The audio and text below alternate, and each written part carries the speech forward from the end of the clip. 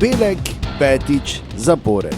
Z jutranjim odhodom z mariborskega letališča se je za vijolično četo začel projekt osrednjega dela zimskih priprav.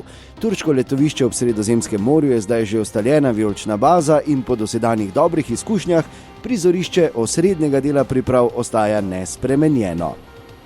Dobro so znana igrišča, namestitvene kapacitete, vse logistične zadeve. Vse, kar ekipa in strokovno vodstvo potrebujejo za brezhibno izvedbo predvidenega programa v tem obdobju. V Beleku so se postavljali temelji za zmagovito pomlad v zadnjih 4 letih in verjamemo, da se bo scenarij ponovil tudi letos. Ekipi sta dobrodošlico na letališču Antalya namenila vodja logistike Janko Veselič in ekonom Robert Knupleš, širši javnosti znana kot tista dva, ki se vsako leto s kombijem ter 1300 kg klubske opreme iz Ljudskega vrta odpravita na vsaj 30 ur dolgo vožnjo v Belek. Belek bo vijolična pripravljalna baza do 20. februarja.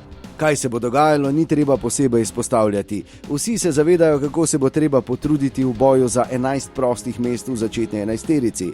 Bodo pa ob natančno zasnovanem urniku priprave v Turčiji vendarle imele nekaj posebnosti. Prvič jih bo z ekipo opravil Krunoslav Jurčić, ki je ob prihodu napovedal, kaj sledi v naslednjih 2 tednih.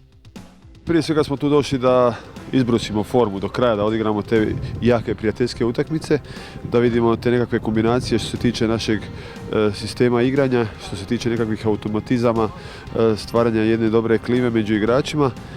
Naravno da će sad prioritet imati nogometni sadržaj, iako nismo ih zapostavili ni u ovom prvom uvodnom bazičnom dijelu. Ovaj prvi dojam je jako lijepi, imamo prekrasan hotel, prekrasne uvjete i što je najbitnije imamo i fenomenalne nogometne terene. Svi će imati minutažu u ovim pripremnim utakmicama i svi će moći pokazati i dokazati da se može računati na njih. O dogajanju v Beleku bomo obširno poročali na nkamaribor.com, prav tako na uradni Facebook strani našega kluba, lahko pa boste slišali tudi javljanja Matjaža Šalamuna Šalce na Radio City. S članki in video prispevki o vseh aktualnih dogodkih, predvideni pa so tudi neposredni spletni prenosi vseh 6 tekem med bivanjem v Turčiji. Prvič že v ponedeljek proti Sarajevu.